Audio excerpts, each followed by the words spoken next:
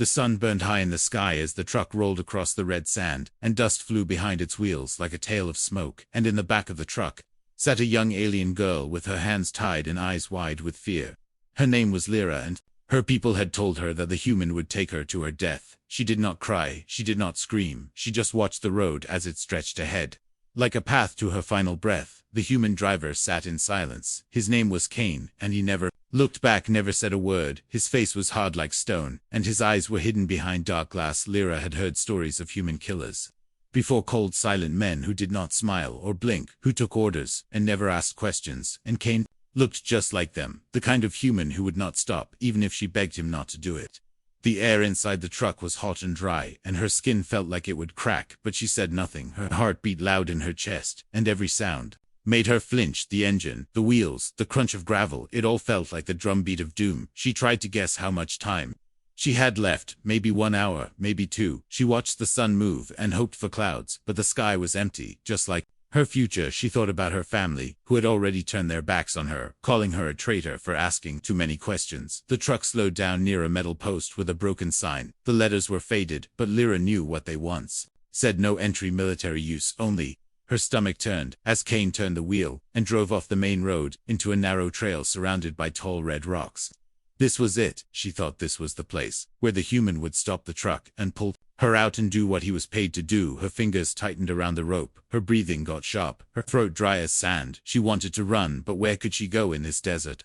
Cain said nothing. He just kept driving as if this road was no different from any other. He looked ahead, eyes never blinking, hands steady on the wheel. There was no sign of anger, no sign of kindness, just silence and wind and dust. They passed a rusted Kum's tower, its top broken and leaning like a dead tree. Cain stopped the truck there and got out. The door slammed shut, and Lyra's heart jumped. She waited for the sound of a weapon being loaded or footsteps coming for her.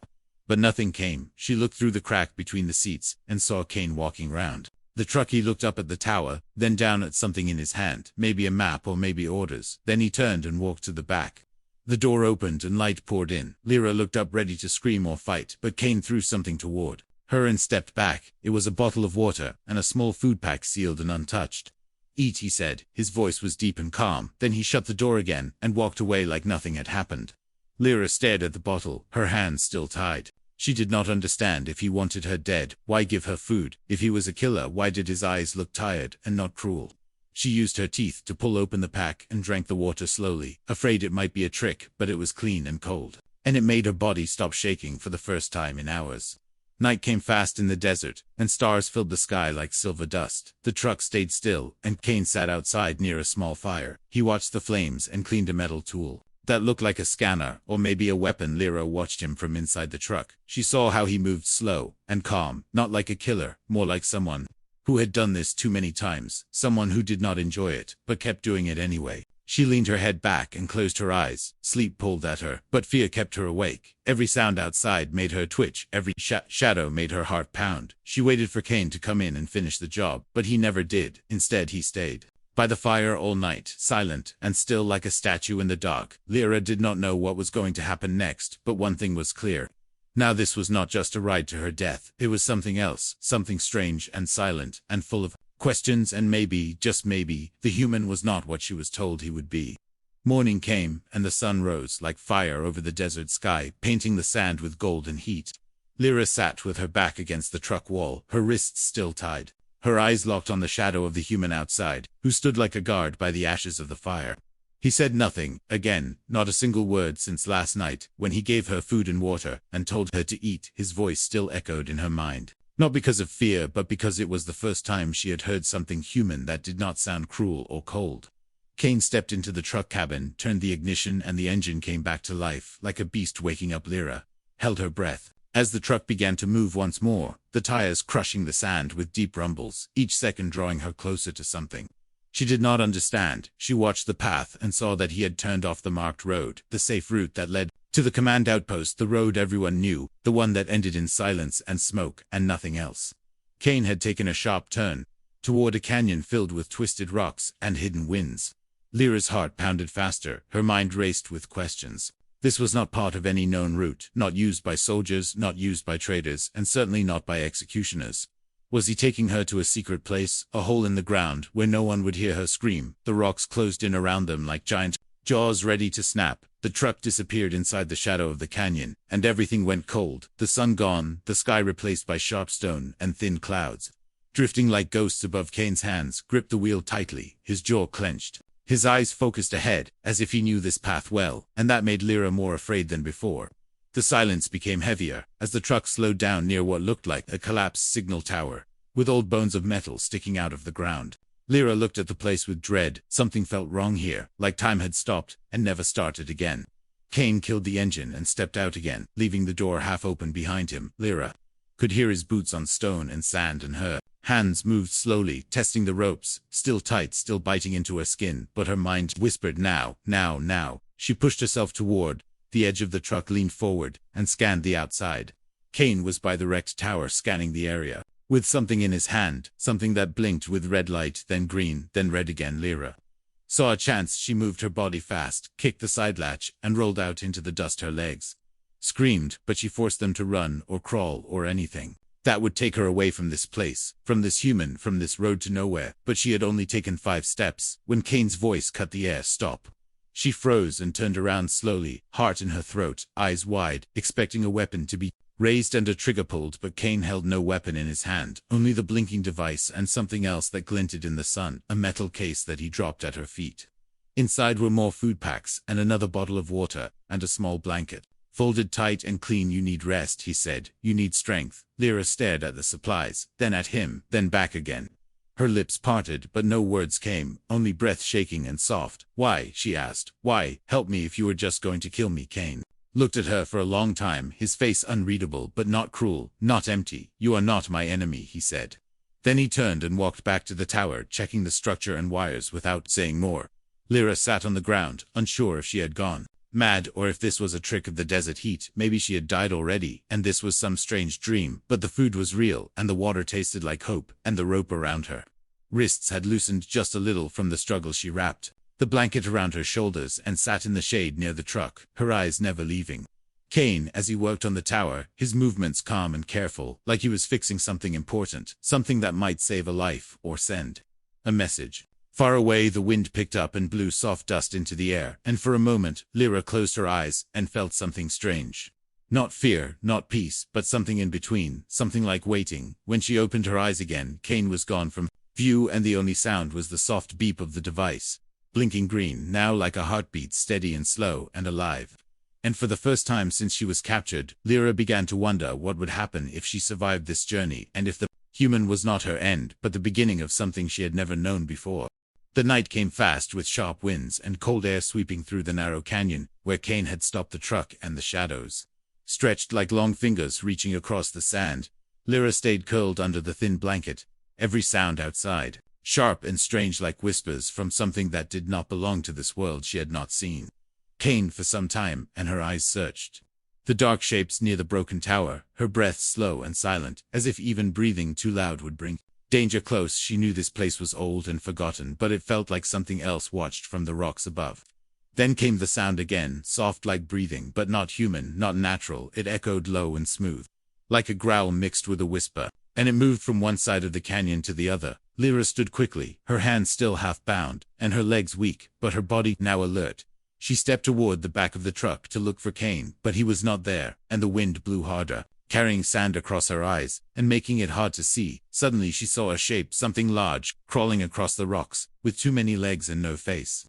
Just glowing blue lines that pulsed like veins. It slid down the cliff wall without sound, its long body moving like liquid smoke. Lyra stepped back, heart racing. She wanted to scream, but fear locked her voice. Kane, she tried to call, but her voice cracked and failed.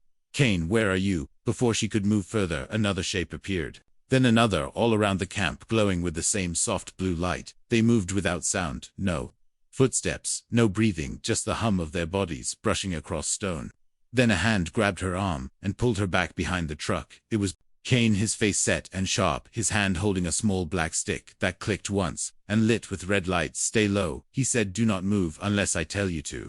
Lyra crouched behind him, her breath caught in her throat. Kane moved slowly, pressing buttons on the stick, scanning the creatures as they moved in patterns across the sand. They were not attacking, not yet.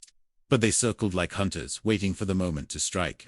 Kane opened a small case from the side of the truck and took out 3 round devices. He threw them in different directions, and each one sparked with a short pulse, then exploded into light and static. The creatures reacted at once, twitching and screaming, a sound like wind through broken glass. Kane pulled Lyra close and ran behind the tower, dragging her with him, as the creatures twisted and thrashed in confusion.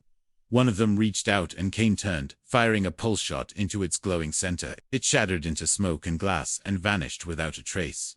More of them came now, crawling faster, screaming louder. Lyra felt her legs shake and her vision blur, but she kept running as Kane led her into a small cave behind the tower where the creatures could not follow inside. The cave was dark and cool and smelled of metal and dust. Kane pushed a metal panel closed behind them, and the sound outside became dull like a storm heard from underwater. Lyra sank to the ground, shaking her hands on her knees, eyes wide. Kane leaned against the wall, breathing hard. A deep cut across his shoulder, leaking red. "You are hurt," she said, her voice barely more than a whisper.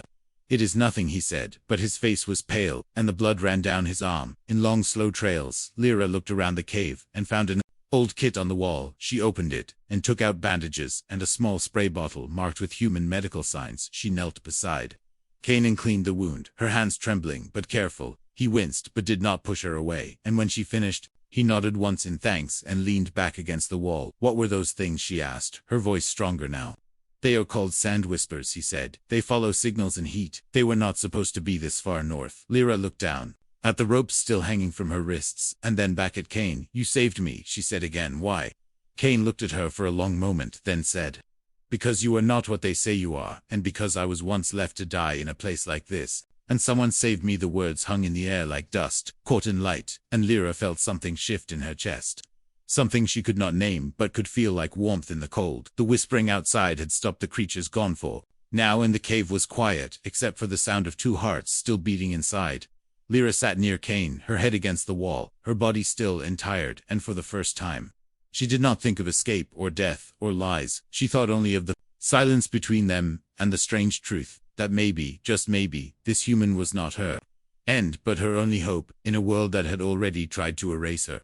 The cave remained silent as the night slowly passed, and Lyra sat close to Kane, watching the small light on the wall flicker like a dying star. His breathing had slowed, but the wound on his shoulder still leaked warmth into his sleeve, leaving a dark red stain that grew with each hour. She moved quietly and took another strip of bandage from the box, wrapping it tight around the cut and pressing gently with her palm. Kane did not speak, but his eyes opened just enough to meet hers, then closed again, not in pain but in trust. As she reached for a small med patch, something caught her eye near his collar, a strange mark glowing faintly under his skin, like a hidden tattoo pulsing softly in time with his heartbeat.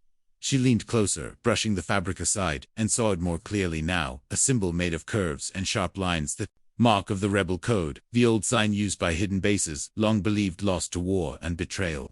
Lyra gasped and sat back, her heart pounding with shock and confusion. If Kane had this mark, it meant he was not just a hired human, not a tool of the system, but someone who once stood with her people, someone who once believed in the same fight. She reached for her own wrist and pulled out a small device hidden inside her arm cuff, a signal reader still half active. She scanned the mark and the reader blinked once, then twice, then lit up with an old map, a hidden path marked in red, winding through forgotten places, leading to something labeled only as Echo Point.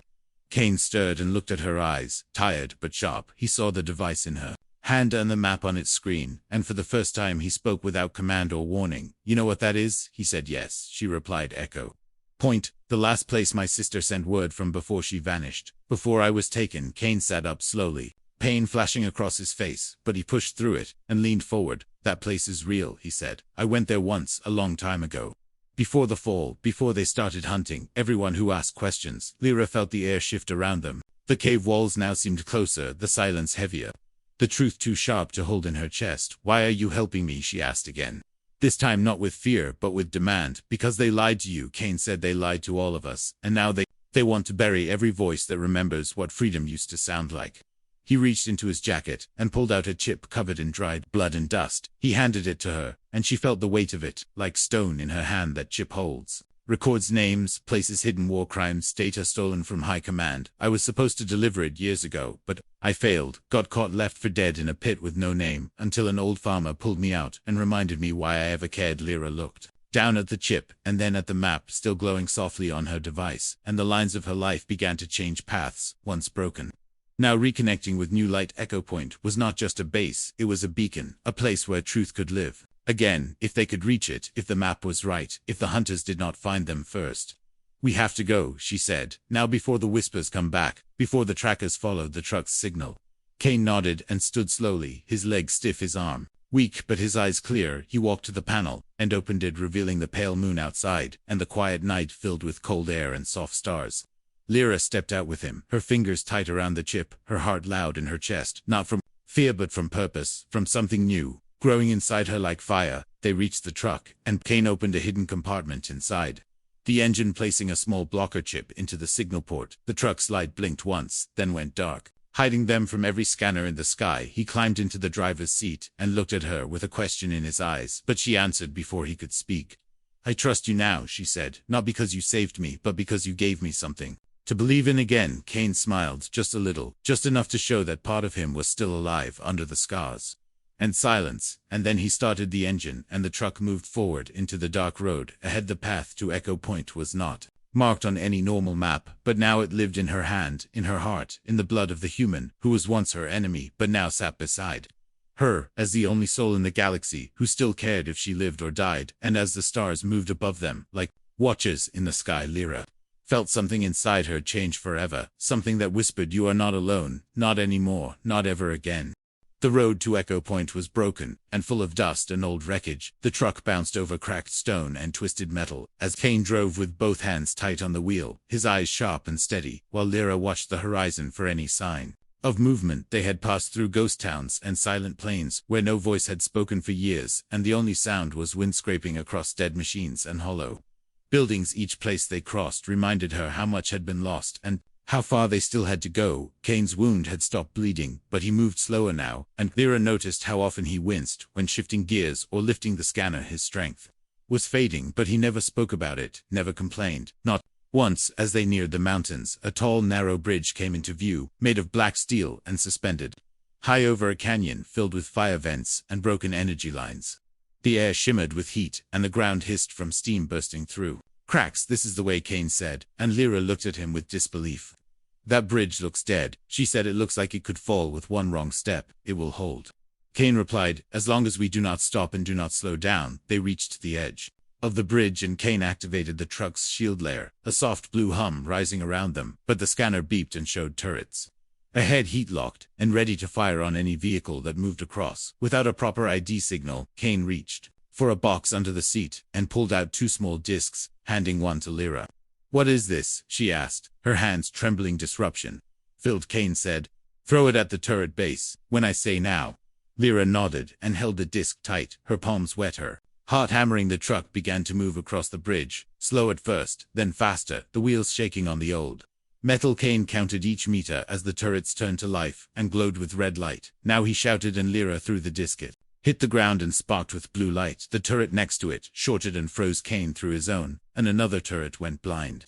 But the third turret fired before the last disc landed, and the blast hit the side of the truck with a sound like thunder. Kane swerved and kept going, the truck leaning hard as smoke rose from the rear. Lyra looked back and saw fire trailing behind them and sparks falling into the canyon below.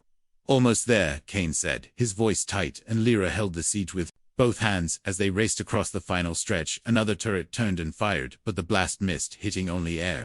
Kane pushed the truck forward, and they reached the end of the bridge just as the last disc exploded behind them, sending a wave of static through the air that knocked the final turret offline. They drove off the bridge and into a tunnel carved into the mountain. The truck slowed and then stopped. Kane exhaled and leaned back, his forehead shining with sweat. Lyra looked at him and then back at the burning trail behind them, the bridge now cracking from the blast. "We made it," she whispered. "For now," Kane said, "but we cannot stay long. The energy wave will bring watchers." Soon they moved deeper into the tunnel and found a small shelter carved into the rock with old rebel signs on the walls, and a locked panel that opened with the chip. Kane carried inside were lights, food, and a med station. Kane sat down and removed his jacket, revealing dark bruises across his ribs and arms. Lyra helped him clean the wounds again and wrapped them with care, her hands steady now, her fear turned into focus. He watched her with tired eyes and said, "You have changed." "So have you," she replied. They shared a silence that felt like Peace. And then Kane pulled out a map from the box nearby, showing the last route to Echo Point through the ash fields and into the heart of the mountain where the last signal towers still waited. It will be hard, Kane said. They will not let us reach it without a fight. Then we fight, Lyra said, because the truth has waited too long already. Kane smiled and nodded, and for a moment they sat together. Not as a prisoner and her captor, but as two survivors holding onto a spark that refused to die. The wind outside began to howl through the tunnel, and the flames on the bridge still lit the night behind them. A reminder of how far they had come, and how close the end truly was, and in the dark ahead. The final path called to them, not with promises, not with safety, but with something more powerful than fear. The chance to change everything with the truth they carried together. The old shelter groaned under the mountain winds, as Kane and Lyra rested in silence, their bodies sore, their minds full of weight. Neither could describe the room held power units flickering softly, and walls painted with rebel words now faded by time and dust. Lyra explored the shelves while Kane checked the tunnel entrance for signs of movement. Her fingers brushed over old files and data cards covered in dirt and forgotten warnings. One of the cards blinked faintly with green light, and curiosity made her slide it into the small reader on the wall. The screen came alive with cold text and numbers. Then a file opened marked with her name, her face, her old mission. A full report written by her own command, accusing her of lies and betrayal, encoded with terms used only by High Council. She stared at the report as lines told the truth. She had never known how they framed her to silence her, how they claimed she had turned rebel to cover their own crimes, how they sent her not to be judged but erased without voice or defense. Her hands shook as she stepped away from the screen, her breath trapped deep in her chest. Kane turned and saw her face pale and cold. He asked what happened, and she pointed to the display, unable to speak.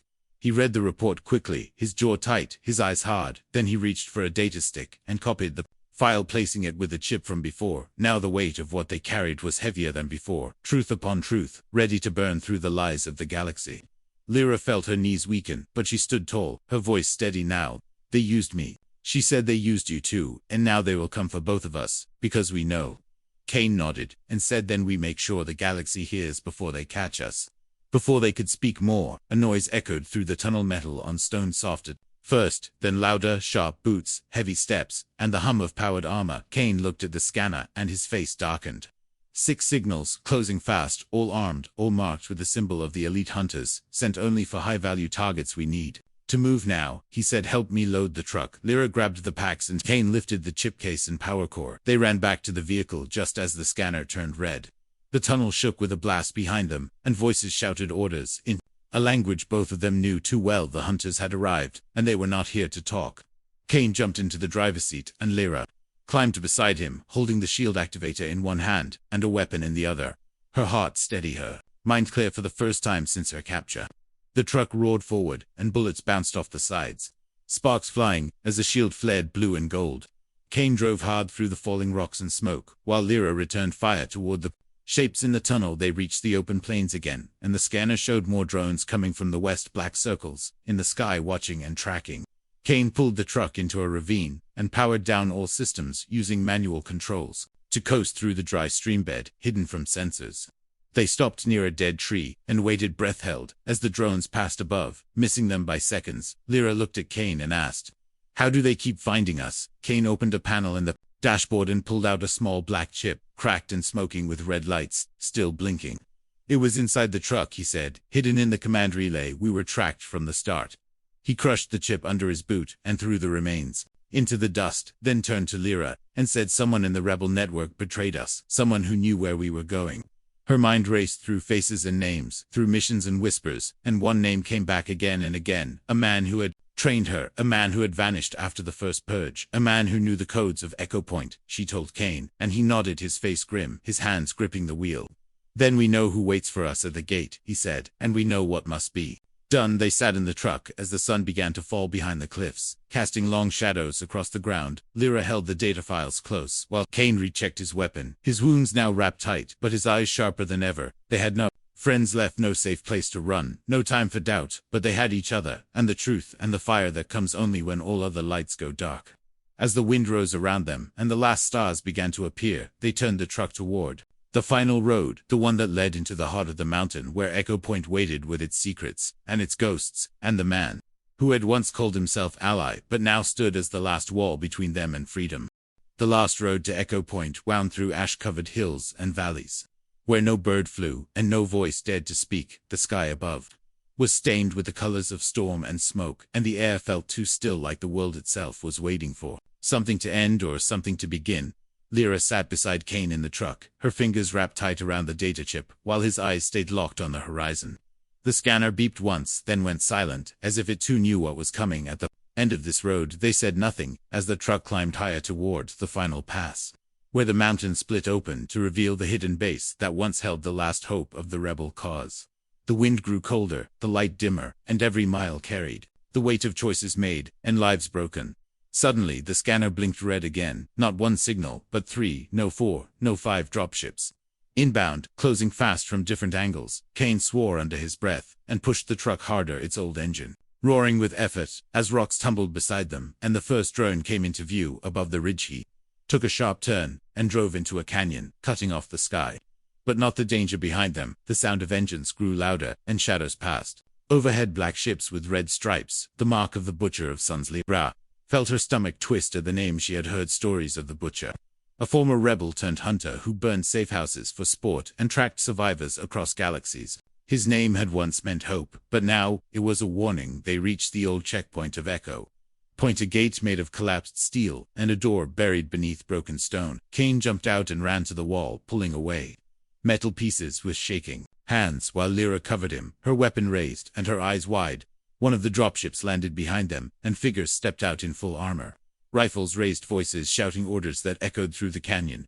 Walls. Kane found the keypad and entered the old code, his fingers slick with blood and dirt. The door groaned, then opened with a hiss, revealing a dark tunnel and flickering lights. Go now, he shouted, and Lyra ran inside just as a blast hit the ground where she had stood, her ears ringing, her heart slamming against her ribs. Kane followed her in, and sealed the door as bullets sparked against the metal. The tunnel shook but held strong, the sound of gunfire fading behind them as they moved deeper into the base. Inside Echo Point was dark and ruined. Wires hung from the ceiling, and dust coated every surface, but the core still pulsed with energy.